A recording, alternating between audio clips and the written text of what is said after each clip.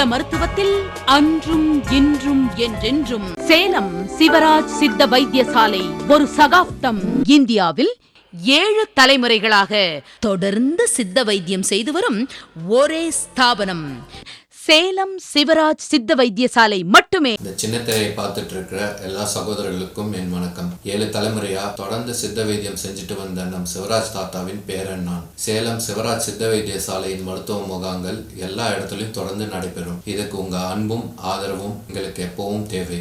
எப்பயும் ஏண்டா பேர பசங்களா இந்த மாதிரி தப்பு பண்றீங்க அப்படின்னு சொல்லும் நம்ம அன்பு சிவராஜ் தாத்தாவின் ஆசிர்வாதத்துடன் அவர் கூறிய அறிவுரைகளை உங்களுக்கு சமர்ப்பிக்கிறேன்.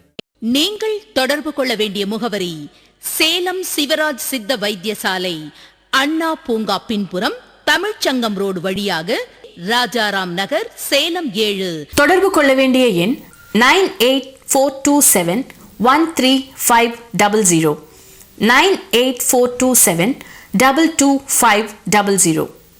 சென்னை கிளை ஆபீஸ் தினசரி காலை 7 மணி முதல் மாலை 8 மணி வரை. புதிய எண் 10/4, வீரபத்ரன் தெரு, வள்ளுவர் கோட்டம் அருகில், VIP கேட்டின் எதிரில், நுங்கம்பாக்கம், சென்னை 34. Phone 28236780 and 28230072. ஈரோடு கிளை ஆபீஸில் தினசரி காலை 8 மணி முதல் மாலை 7 மணி வரை. சிவராஜ் சித்த வைத்தியசாலை, பெருந்துறை ரோட், செந்தில் நரம்பியல் எதிரில், கோவை மெடிக்கல் ரோடு வழியாக, Gandhi Nagar, water tank road. Phone 22593332. Hosur தினசரி காலை 7 மணி முதல் மாலை 7 மணி வரை. M13 ஆவளம்பள்ளி ஹட்கோ, ஸ்டேட் பேங்க் பின்புறம், அத்வைத் இன்டர்நேஷனல் ஸ்கூல் அருகில், பாகலூர் ரோட், ஹொசூர். தொடர்புக்கு 9842722500 9842713500. திருப்பத்தூர் தினசரி காலை 7 மணி முதல் மாலை 7 மணி வரை. 88/3 காந்தி ரோட், GH எதிரில், திருப்பத்தூர். தொடர்புக்கு 7448111500 9842722500. இன்று சின்ன திரையை பார்த்து கொண்டிருக்கும் எனது அருமை தமிழ்நாட்டில் உள்ள எனது சொந்தங்கள் யாவருக்கும் சேலம் சிவராஜ் சித்த வைத்தியசாலையின் நன்றியும் வணக்கத்தையும் தெரிவித்துக் கொள்கிறோம். சேலம் சிவராஜ் சித்த வைத்திய ஸ்தாபனம் 7 தலைமுறைகளாக தொடர்ந்து சித்த வைத்தியம் செய்து வரும் ஒரு பாரம்பரியமிக்க குடும்பம். 7 தலைமுறைகள் என்பது 1875ஆம் வருடம் முதல் ஆரம்பிக்கப்பட்ட சித்த வைத்திய ஸ்தாபனம். ஆங்கில மருத்துவம் இந்தியாவுக்குள்ளே வந்ததே 1925 தான் இந்தியாவுக்குள்ளேயே வந்தது. இந்த சித்த வைத்தியத்தை பொறுத்தவரையிலும் நான் என்ன சொல்கிறேன் அப்படின்னாக்க, ஒவ்வொரு நாள் நிகழ்ச்சியிலையும் ஒவ்வொரு மாறுபட்ட கருத்துக்களை சொல்லி வந்திருக்கேன். ஆஸ்மாவுக்கு சொல்லியிருக்கேன், சக்கரை வியாதிக்கு சொல்லியிருக்கேன், குடல் புண்ணுக்கு சொல்லியிருக்கேன், மூல வியாதிக்கு சொல்லியிருக்கேன், மற்றும் சகல விதமான வியாதிக்கு மொத்தம் 64 வகையான வியாதிகளுக்கும் சொல்லியிருக்கேன். இன்னும் புது வியாதிகள் என்னென்ன வியாதிகள் நமக்கு வருதோ அத்தனை வியாதியை குணப்படுத்த மூலிகை ரகசியங்கள் நம்ம கையில் இருக்கிறதுனால தான் இந்த நிகழ்ச்சியை நாம் சொல்ல முடியுது. ஏன்னா 1875 ஆரம்பிக்கப்பட்ட இந்த பாரம்பரியமிக்க சித்த வைத்திய ஸ்தாபனத்தில் பார்த்திங்கனாக்கா இவ்வளவு மூலிகை ரகசியங்கள் தெரிஞ்சு வச்சுருக்கிற ஒரே ஒரு காரணத்தினால தான் இந்த வியாதிகளுக்கெல்லாம் சிகிச்சை பண்ணி அவங்கள குணப்படுத்தி அவங்கள மகிழ்ச்சி பண்ணி வந்துட்டுருக்கோம். அதனால தான் நான் பிறந்து வளர்ந்த என் தமிழ்நாட்டில் உள்ள எனது சொந்தங்கள் யாவருமே பார்த்திங்கனாக்கா இன்றைக்கி சேலம் சிவராஜ் சித்த வைத்தியசாலைக்கு கொடுத்துருக்கிற ஒத்துழைப்பும் ஊக்கமும் அவங்க எங்கள் மேலே வச்சுருக்க நம்பிக்கையும் பார்த்திங்கன்னா அபரிதமான அளவுக்கு வச்சுருக்காங்க. என்ன காரணம் அப்படின்னா, சிகிச்சை பண்ண வரவங்க, பாதிக்கப்பட்டு வரவங்க அவ்வளோ பேத்தையுமே குணப்படுத்தி அவங்க வாழ்க்கையை மகிழ்ச்சி பண்ணி அவங்கள சந்தோஷப்படுத்தி கொடுத்துக்கிட்டு வர ஒரே காரணத்தினால இவங்க என்ன பண்ணுறாங்க, இவங்களுக்கு குணம் கிடச்சி நல்ல முறையில் குழந்தை பாக்கியம் கிடச்சி குழந்தை பேரும் கிடச்ச உடனே அவங்க நண்பர்களுக்கெல்லாம் சொல்கிறாங்க. அந்த மாதிரி நண்பர்கள்ட்ட சொல்லும்போது 10 பேர் 100 பேராவது, 100 பேர் 1000 பேராவது, 1000 பேர் லட்சம் பேர் ஆகி தான் இன்றைக்கி இந்த சித்த வைத்திய ஸ்தாபனம் என் தமிழ்நாட்டு சொந்தங்கள் எங்களுக்கு கொடுத்த ஆதரவுனால தான் இன்றைக்கி இந்த அளவு பேரும் புகழோட இந்த சிவராஜ் சித்த வைத்திய ஸ்தாபனம் விளங்கி வந்துட்டுருக்கு. அதனால தான் இன்றைக்கி அதிகமான மனசு வருத்தப்பட்டு வேதனைப்பட்டு தான் இந்த நிகழ்ச்சியை நான் சொல்கிறேன். என்ன காரணம் அப்படின்னா, இன்றைக்கி நாடு போயிட்டு இருக்கிற போக்கை பார்த்திங்கன்னா அளவுக்கு அதிகமான மோசமான சூழ்நிலையை தாண்டி போயிட்டுருக்கு. ஏன்னா என்னுடைய கவலை வந்து இந்த சித்த வைத்தியத்தில் பாதிக்கப்படுறது மட்டும்தான் சொல்ல முடியுமே ஒழிய மற்ற எப்படி பாதிக்குது என்னங்கிறது நாடை பற்றி எனக்கு கவலை இல்லை. சித்த வைத்தியத்தில் என் தமிழ்நாட்டு சொந்தங்கள் எப்படியெல்லாம் சிகிச்சை பண்ணி வரலாம் அப்படிங்கிற விளக்கத்தை இந்த நிகழ்ச்சியில் சொல்கிறேன். ஏன் இந்த நிகழ்ச்சியை சொல்கிறேன் அப்படின்னாக்க, இன்றைக்கி பார்த்தீங்கன்னா மனசுக்கு ரொம்ப சங்கட்டமும் ரொம்ப வேதனையும் வந்துகிட்டு இருக்கிற நிகழ்ச்சி என்ன அப்படின்னாக்க, இந்த இன்டர்நெட் வந்து செல்ஃபோன்லாம் வந்ததுக்கப்புறம் இன்றைக்கி தமிழ்நாட்டில் உள்ள நம்மளோட சொந்த பசங்க, நம்ம தமிழ்நாட்டில் உள்ள பேர பசங்களும் சரி, மகன் போன்ற வாலிபர்களும் சரி, உடன் பிறந்த சகோதரர்களும் சரி, இன்றைக்கி அதிகபட்சமாக பாதிக்கப்பட்டு வந்துட்டு இருக்காங்க. அப்படிங்கிறதுனால தான் இந்த விஷயத்தை கையில் எடுத்து தான் என் தமிழ்நாட்டு சொந்தங்களுக்கு சொல்லணும் அப்படிங்கிற ஆதங்கத்தில் சொல்கிறேன். ஏன்னா இன்றைக்கி பலகீனம் அப்படிங்கிறது பார்த்திங்கன்னா செக்ஸுக்கு வந்து ஒரு விழிப்புணர்வு இல்லாத அளவுக்கு இன்றைக்கி போய்கிட்டு இருக்கிற நாடு. பிரேக் பிடுங்கின வண்டி எப்படி போயிட்டுருக்கோ அந்த அளவுக்கு செக்ஸை பற்றி ஒரு விழிப்புணர்வு இல்லை. அப்படிங்கிறதுனால தான் இந்த நிகழ்ச்சியை நான் என் தமிழ்நாட்டு சொந்தங்களுக்கு சொல்லி வரணும் அப்படிங்கிற ஆதங்கத்தில் தான் இந்த நிகழ்ச்சி சொல்கிறேன். என்ன காரணம் அப்படின்னு பார்த்தீங்கன்னாக்கா, இன்றைக்கி தமிழ்நாட்டை பொறுத்தவரையிலும் அதிகபட்சமல்ல, தமிழ்நாடு மட்டுமல்ல, உலக நாடுகளில் எல்லா இடத்துலையுமே இந்த பாதிப்பு இருந்துக்கிட்டு தான் இருக்குது. உலக நாடுகளில் எல்லா நாட்டிலையுமே இந்த பாதிப்பு அதிகமாக இருந்துகிட்ருக்கு. செக்ஸை பற்றி விவரங்கள் விழிப்புணர்வு இல்லாத காரணத்தினால. நானும் 22 வருஷமாக என்னுடைய இதில் சொல்லிட்டு வந்திருக்கேன் இந்த பலகீனத்தை பற்றி. இன்றைக்கி அந்தளவு கூட திருந்தக்கூடிய அளவுக்கு இன்றைக்கி வரல. அதனால தான் இன்றைக்கி கஷ்டப்பட்டு இந்த வேதனைப்பட்டு வருத்தப்பட்டு இந்த நிகழ்ச்சியை சொல்லணும் அப்படிங்கிற ஆதங்கத்தை தான் இந்த நிகழ்ச்சியை சொல்கிறேன். புரியுதா உங்களுக்கு? தனி மனிதன் வெல்ல முடியாத ஒரே விஷயம் காமமும் கோபமும். தனி மனிதன் வெல்லவே முடியாது, அவனால் ஜெயிக்க முடியாத விஷயம் காமமோ கோபமோ. அதனால தான் நீங்கள் தமிழ்நாட்டில் தினசரி செய்தித்தாள்களை எடுத்து பாருங்கள். கொலை என்னென்னலாம் நடக்குது பேர் சொல்ல நமக்கே கஷ்டமாக இருக்குது. அந்த அளவுக்குலாம் கணவன் மனைவிக்கும் பிரச்சனை உண்டாகி கணவன் மனைவியை கொள்றதும், மனைவி கணவனை கொள்றதும், காதலனோடு சேர்ந்து கொள்றதும் இன்றைக்கி பார்த்தீங்கன்னா அதிகபட்சமாக நடந்துகிட்டு இருக்குது. அப்படிங்கிறதுனால தான் இந்த நிகழ்ச்சி நான் சொல்லணும்னு சொல்கிறேன். என்ன காரணம் அப்படின்னா, அந்த செக்ஸு கண் மூடி கண் திறக்கிற நேரம் படுற சுகத்தில் அவங்க என்ன செய்ய போகிறோம், அடுத்தது என்ன செய்ய போகிறோம், இதில் ஜெயிச்சிருமா அப்படிங்கிற நினைப்பே இல்லாமல் அந்த தப்பை செஞ்சு வாழ்க்கையில் சின்ன பண்ணப்பட்டு வேதனைப்பட்டு வருத்தப்படக்கூடிய அளவுக்கு வந்துட்டு இருக்கிறதுனால தான் இந்த நிகழ்ச்சி நான் அதிகமாக சொல்ல வரேன். புரியுதா இல்லையா உங்களுக்கு? கண்ணே டேய் பார்த்துட்ருக்கேன், உனக்கு புரியுதா இல்லையா சொல்லு. இல்லைன்னா இன்னும் விளக்கம் கூட தாத்தா சொல்கிறேன். இந்த விளக்கம் சொல்கிறதுக்கு தாத்தாக்கு கொஞ்சம் கூட கஷ்டப்பட மாட்டேன். நான் எல்லா விளக்கமும் நான் சொல்கிறேன். புரியுதா? விந்து கட்டுப்பாடு வேஸ்டேஜ் பண்ணுறதுனால எந்த அளவுலாம் பாதிப்பு வருது. தனி மனிதன் வெல்லவே முடியாது, அவன் வாழ்க்கையில் வெல்லவே முடியாத விஷயம் காமமோ கோபமோ. ஏன்னா அந்த காலத்தில் எல்லாமே வென்றுக்கிட்டு இருந்தாங்க. அந்த காலத்தில் இருந்தவங்க இந்த 2 பிரச்சனையுமே இல்லாமல் சுபிட்சமாக 40 வருஷத்துக்கு முன்னாடி வாழ்ந்துக்கிட்டு இருந்தாங்க. எப்படி வாழ்ந்துக்கிட்டு இருந்தாங்க அவங்க சொல்லு? அவங்களும் மனிதர்கள் தானே. அந்த 40 வருஷத்துக்கு முன்னாடி இந்த தவறே இல்லையே. எப்படி வாழ்ந்துட்டு இருந்தாங்கன்னா, அன்னைக்கெல்லாம் எப்படின்னாக்கா அவங்க சத்தியத்துக்கு கட்டுப்பட்டு, தர்மத்துக்கு கட்டுப்பட்டு, நியாயத்துக்கு கட்டுப்பட்டு, பெருவிங்கதை மதிக்கிற தன்மையோட யோகாவும் அந்த மனதை ஒருநிலைப்படுத்தக்கூடிய தியானம் ரெண்டும், யோகா மனதை ஒருநிலைப்படுத்தக்கூடிய தியானத்தை செஞ்சுக்கிட்டு இருந்ததுனால அவங்களுக்கு அந்த சிந்தனை தான் இருக்குமே ஒழிய இந்த செக்ஸு அப்படிங்கிற எண்ணங்கள் அந்த காலகட்டங்களில் இல்லவே இல்லைங்கிறது என்னால் ஆணித்தரமாக என்னால் கூற முடியும். ஏன்னா நான் அந்த காலகட்டத்திலேருந்து கடந்து வந்திருக்கேன் நான். அதனால் இன்றைக்கி தமிழ்நாட்டில் இருக்கிற ஒவ்வொரு பேர பசங்களும் சரி, மகன் போன்ற வாலிபர்களும் சரி, என் உடன்பிறந்த சகோதரர்களும் வாழ்க்கையில் ஜெயிக்கணும்னா மனதை ஒருநிலைப்படுத்தக்கூடிய தியானத்தை கற்றுக்குங்க, யோகாவை கற்றுக்குங்க. நீங்கள் வாழ்க்கையில் உண்மையாலுமே நான் வணங்கும் ஆஞ்சநேயர் சத்தியமாக சொல்கிறேன், நீங்கள் ஒவ்வொருத்தருமே ஒரு சாதனை தமிழ்நாட்டில் படைக்க முடியும், நிச்சயமாக படைக்க முடியும். இந்த செக்ஸ் சிந்தனை உங்கள் வாழ்க்கையை மாற்றி திசை திருப்பி உங்கள் வாழ்க்கையை நல்ல முறையில் கொண்டு வந்து விட்டுரும்.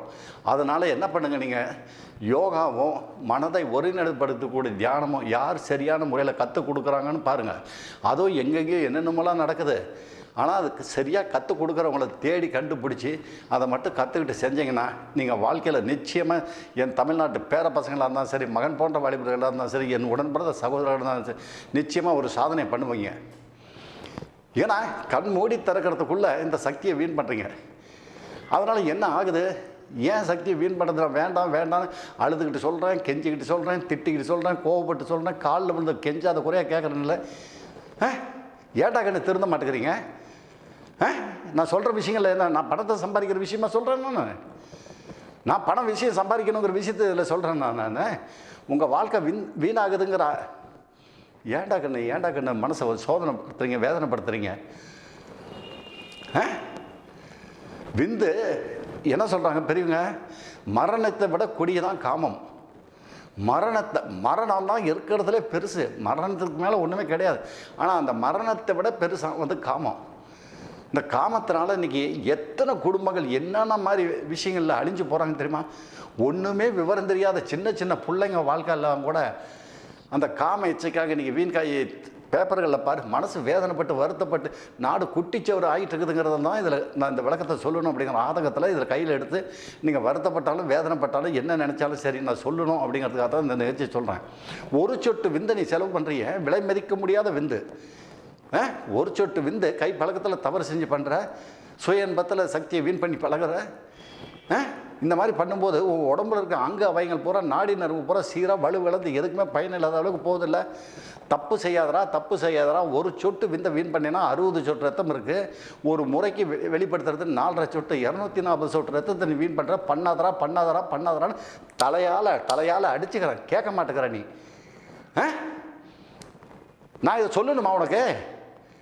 விந்தை வீண் பண்ணாதரான்னு சொல்கிறது நான் சொல்லணுமா உனக்கு? உனக்கே அறிவில்லை.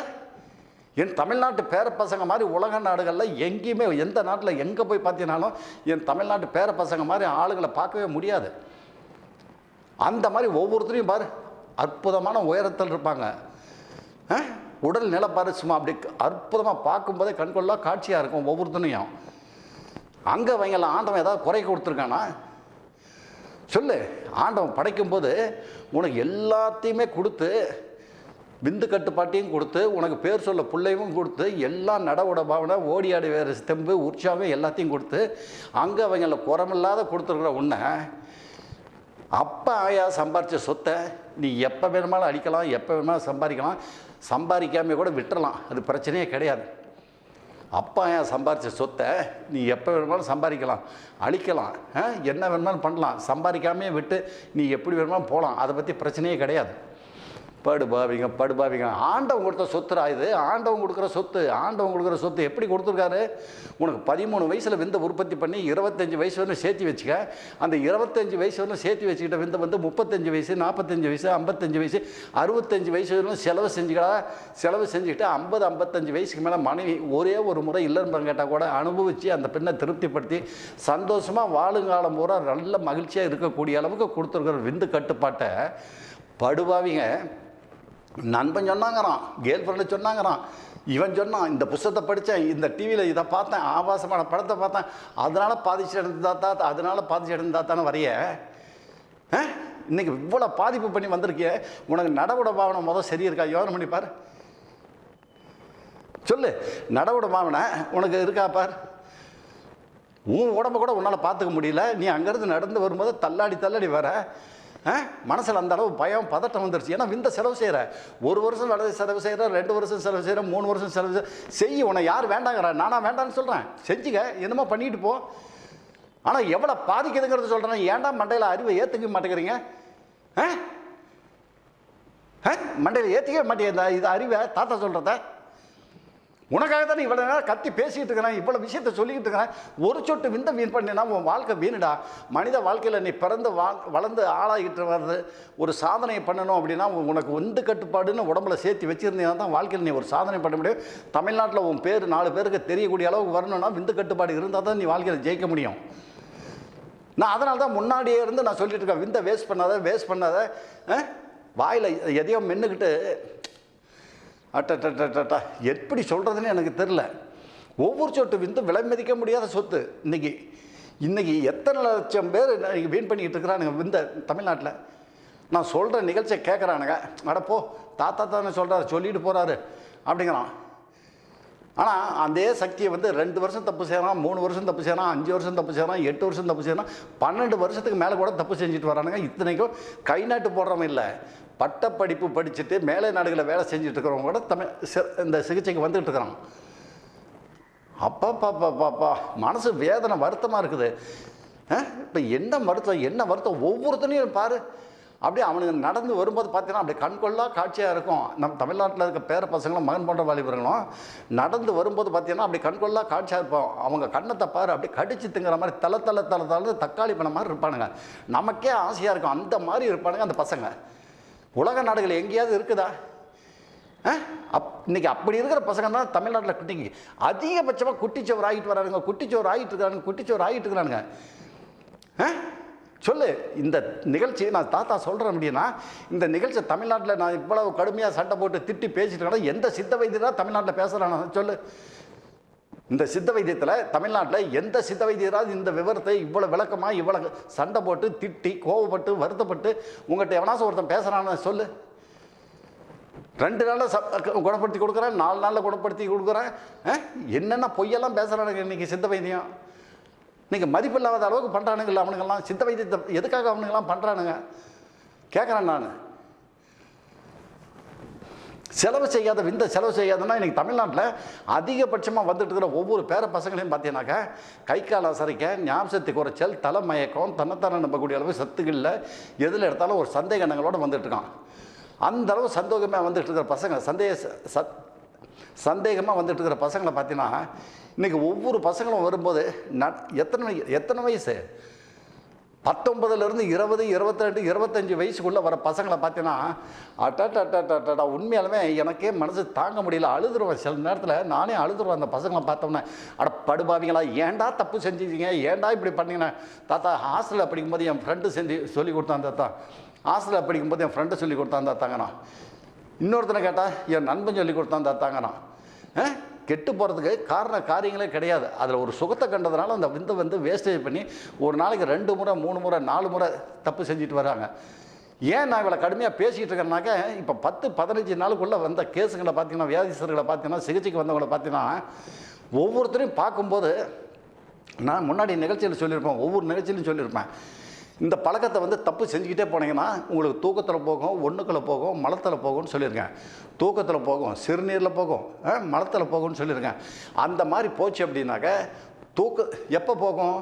நீ 2 வருஷம் கைப்பழத்தில் செய்கிற, 4 வருஷம் கைப்பழத்தில் செய்கிற, 6 வருஷமாக கைப்பழத்தில் செஞ்சுட்டு வரும்போது உனக்கு இதில் தப்பு வந்துருச்சு, இனிமேல் ஐயோ கைப்பழத்திலே செய்யக்கூடாதா, இதெல்லாம் உடம்பு பாதிக்குது அப்படின்னு திருந்தலான்னு நீ மனசு வச்சு திருந்த போகிற.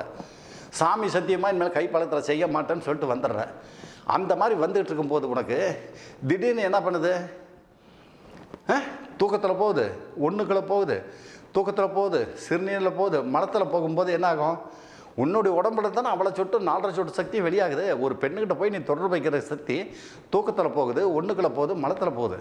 அந்த மாதிரி மலத்தில் போயிட்டு இருக்கும்போது தான் இன்றைக்கி அதிகபட்சமாக இந்த நிகழ்ச்சியை சொல்லணுங்கிற வருத்தத்தில் நான் ஏன் சொல்கிறேன் அப்படின்னா, இன்றைக்கி வர பசங்க பூரா பார்த்தீங்கன்னா 25 வயசு 27 வயசுக்குள்ளே வர பசங்க பூரா அதிகபட்சமாக பாதிக்கப்பட்டு வராங்க. அது எப்படி பாதிக்கப்பட்டு வராங்க?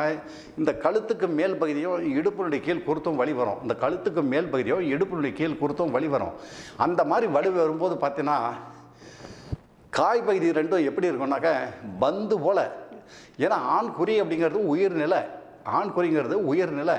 அந்த உயிர்நிலையை படுபாவிங்க எவ்வளோ பாதுகாத்து வர வேண்டிய ஆண் குறியை அது ஏதோ ஒரு உணர்ச்சி தருது அப்படிங்கிறதுக்காக அந்த தப்பு செஞ்சு வாழ்க்கையை பாதிக்கும் போது பந்து போல் இருக்கிற 2 காய் பகுதியும் ஒன்றா இருக்கும். அப்படியே பார்க்கறதுக்கே கண்கொள்ளா காட்சியாக இருக்கும்.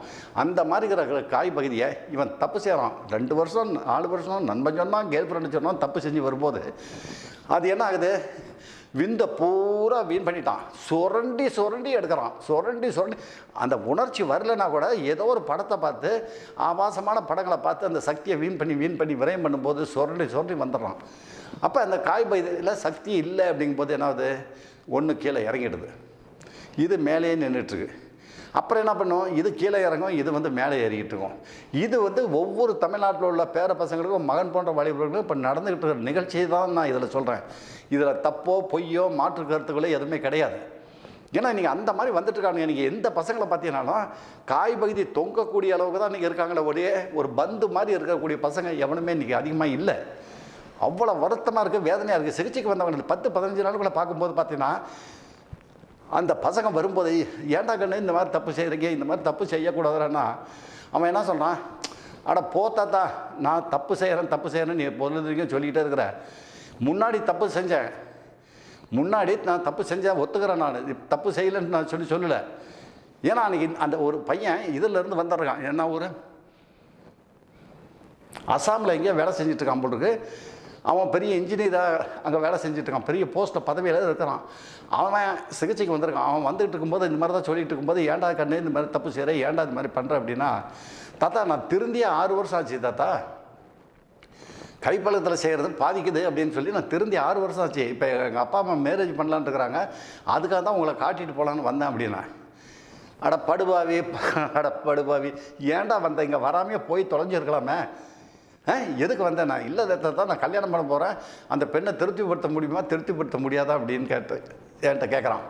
அதுக்கு நான் சொன்னேன், ஏன்டா நீ உட்கார்ந்துருக்கிற நிலைமை, உன் முகத்தினுடைய இது பாதிப்பு பார்த்தாலே தெரியுது, நீ இல்லைன்றதுக்கு தகுதி இல்லை, நீ மனுஷனாக வாழ்கிறதுக்கு தகுதி இல்லை, நீ எப்படா வெக்கங்கிட்டு மேரேஜ் பண்ண போகிற, ஏன்டா படுபாவி ஒரு பெண்ணுடைய வாழ்க்கையை வீண் பண்ணுற அப்படின்னா. எதை வச்சு சொல்கிறீங்க அப்படின்னா, இப்போ உனக்கு ஏதோ தெரிஞ்ச பொண்ணோ அல்லது வேறு ஏதோ ஒரு பொண்ணு உன் பக்கத்தில் உட்காந்து உன் ஆண்குறியை தொடுதுன்னு வச்சுக்க. ஆண்குறியை தொட்டதுன்னா உன் ஆண்குறி ரப்பர் துண்டு மாதிரி இருக்கும். ஆண்குறி ரப்பர் துண்டு மாதிரி இருக்கும். ஐயோ ஆமாம் தாத்தா, நீங்கள் சொல்கிற மாதிரி தான் இருக்குது, சத்தியமாக தாத்தா நீங்கள் எப்படி சொல்கிறீங்களோ அதே மாதிரி தான் இருக்குது, ஆண்குறியை தொட்டு பார்த்தா ரப்பர் துண்டு மாதிரி தான் தாத்தா இருக்குது, அந்தளவுக்கு போயிடுச்சு தாத்தா அப்படின்னா.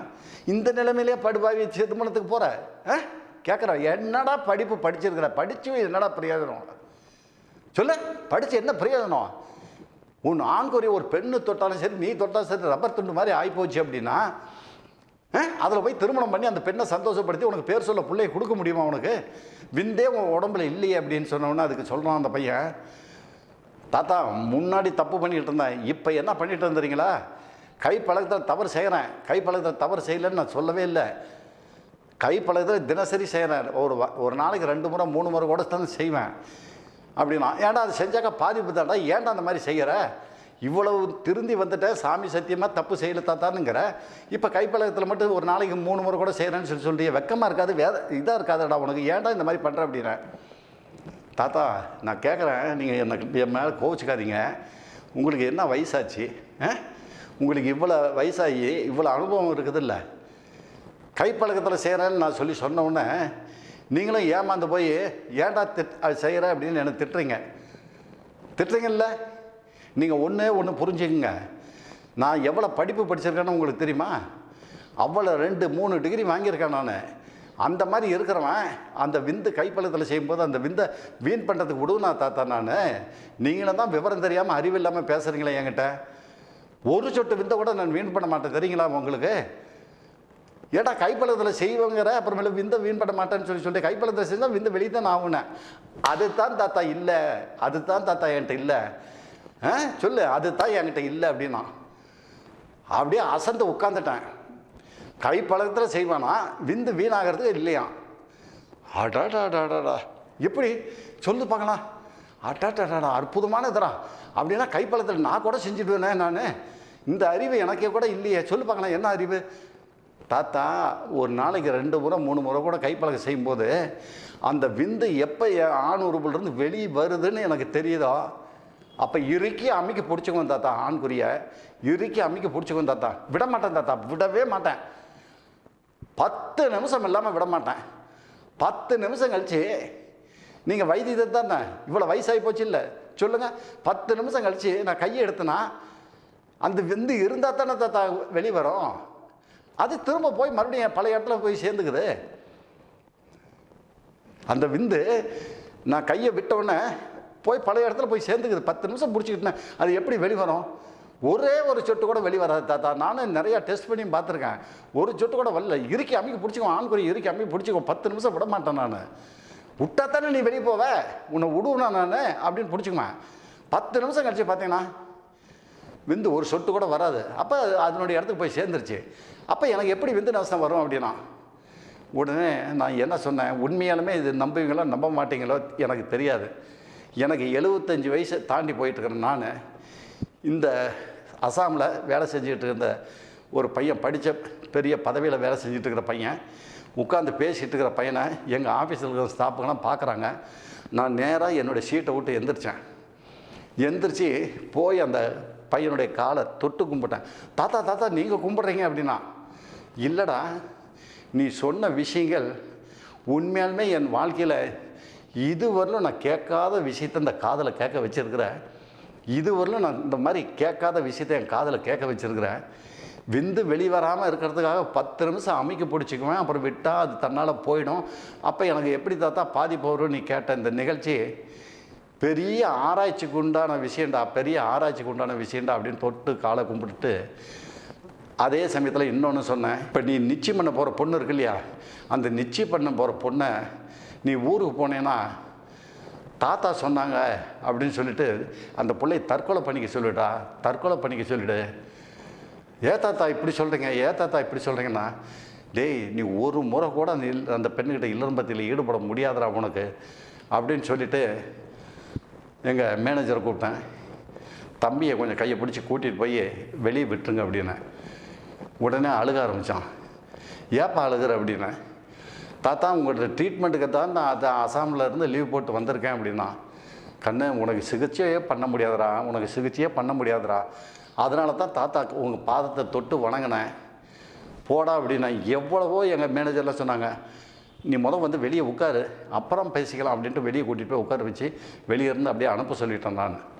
இன்றைக்கி அந்த மாதிரி தான் கண்ணு வேண்டாண்டா சாமி, தாமி வேண்டாண்டா, பேர பசங்களாக இருந்தாலும் சரி, மகன் போன்ற வாலிபர்களாக இருந்தாலும் சரி, நீங்கள்லாம் சாதனை படைக்கக்கூடியவங்க. தமிழ்நாட்டில் பெரிய பெரிய சாதனைகள்லாம் பண்ணுவோம், சாதனையை பண்ணக்கூடிய அளவுக்கு வரலாம். நீங்கள்லாம் வருங்காலத்தில் உங்களுடைய சாதனைகள்லாம் தமிழ்நாட்டுக்கு எவ்வளவோ பயனுள்ளதாக இருக்குண்டா கண்ணு.